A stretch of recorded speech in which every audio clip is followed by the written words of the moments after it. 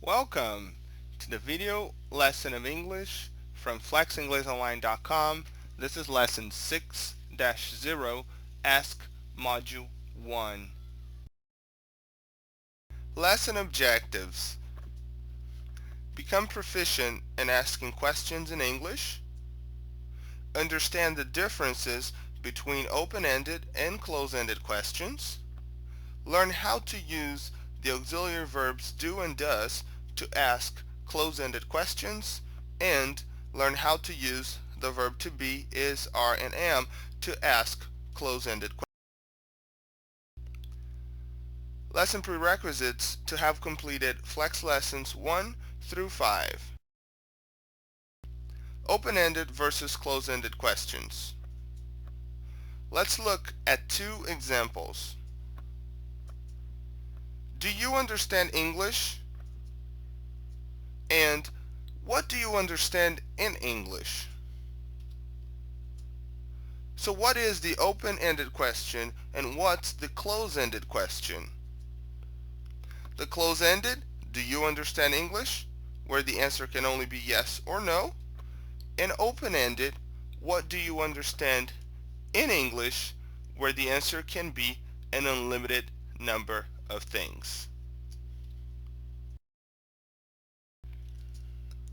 So close-ended, we can only have two answers, either a yes or a no answer, either a positive or negative answer. And on open-ended questions, we can multiple answers can be given.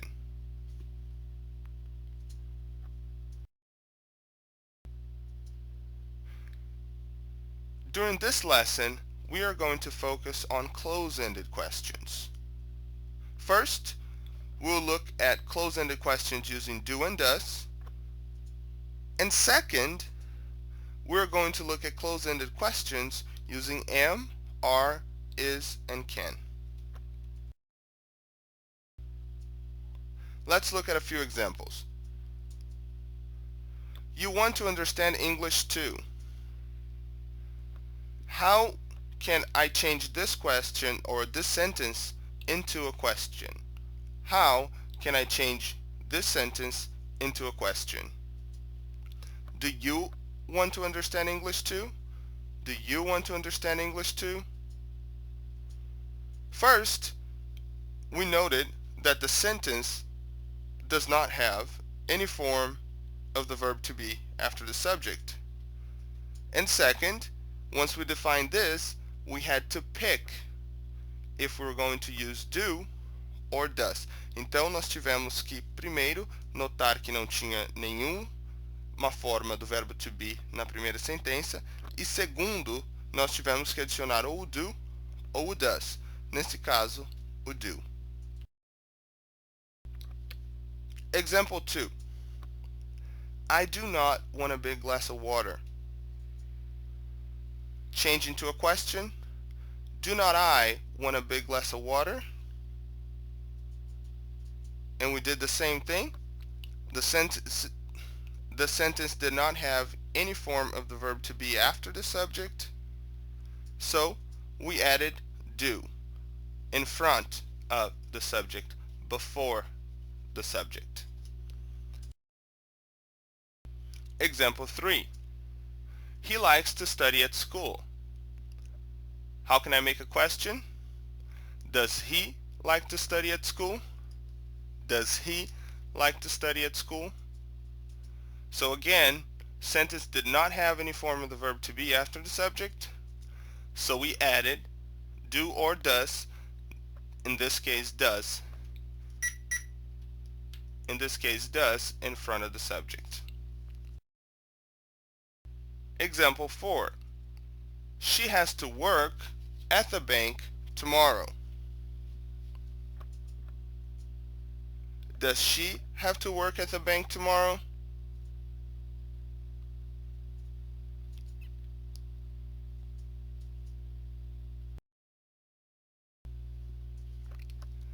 They understand Portuguese very well.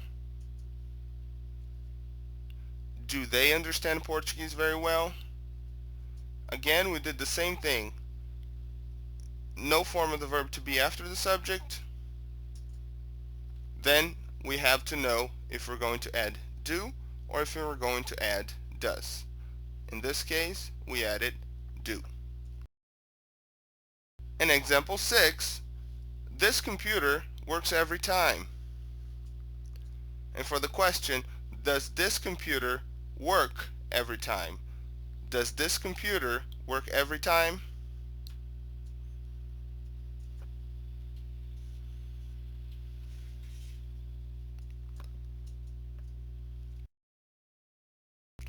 Example 7, using it. It works well. Does it work well?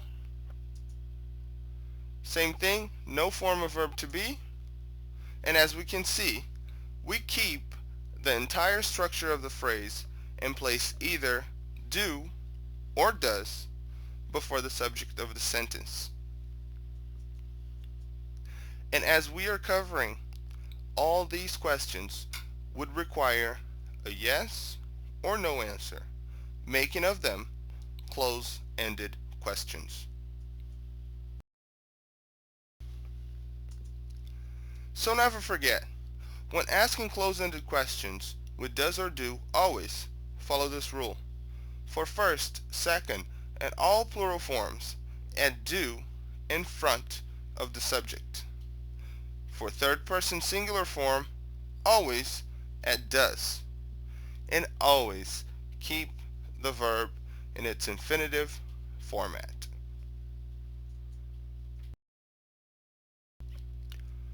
Now, we can see, nós podemos ver nessa tabela que temos primeira pessoa, afirmativa e aqui como pergunta. So we always add do para a primeira pessoa, whether in the singular, quer seja no singular, whether in the plural form. Sempre do. The verb, always infinitive. Second person, same thing, a mesma coisa para a segunda pessoa. Singular and plural, always add do before the subject.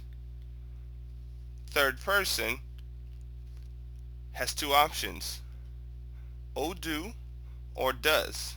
Quando que adicionamos o does? No singular, somente, da terceira pessoa. So we have does he or she or does it.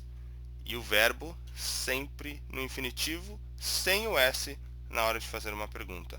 No S when we're asking a question. And for the plural, we always use do. Do the computers work? Do they like cats? Okay? And again, revisando mais uma vez, first and second person when asking questions and all plurals, always add do. Keep infinitive verb. Mantenha o verbo no infinitivo. Third person singular, always add does. And keep the verb in the infinitive form. Now close-ended questions with auxiliary verbs, am, are, and is. We know that the verb to be has many different formats. Thus, since it's used to ask questions, we must understand how to make sure we're using all its formats properly. This is where the inversion rule starts to play a role. This is where the inversion rule starts to play a role. So let's look at some examples. Example 1. I am German. Am I German? That's the question. So note, we are simply moving the am in front of the subject. And voila, we have a question. Example 2. You are at the park. And as a question, are you at the park? And again, we simply move the are in front of the subject and then we have a question. Example 3. He is very sick. Is he very sick? Again, we move the is, which is the form of the verb to be, in front of the subject, and we have a question like, is he very sick? Example 4. They usually are in the office in the mornings. Are they usually in the office in the mornings? Here we do the same thing, move the are in front of the subject, therefore we have the question. Example 5. The church is close to the park. Is the church close to the park? And again, moving the is in front of the subject, so therefore having a question. So the rule of inversion, as we can see, the rule of inversion for auxiliary or modal verbs is very simple. Where in a regular sentence, the auxiliary verb comes after the subject, in a question, it has to come before the subject.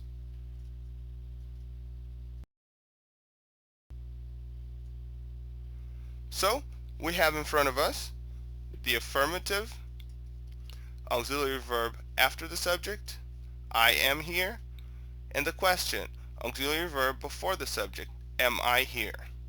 Another example, with the can, it's a modal verb. You can come to my house, the modal verb or the auxiliary verb after the subject, the modal verb or auxiliary verb after the subject, and in a question before the subject. Can you come to my house?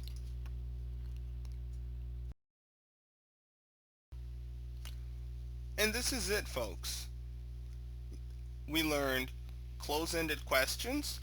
We know that close-ended questions only allow for two answers, então somente permite duas respostas, yes or no, e aprendemos como usar close-ended questions com do and does e também usando as variações do verb to be, am, are, is and can.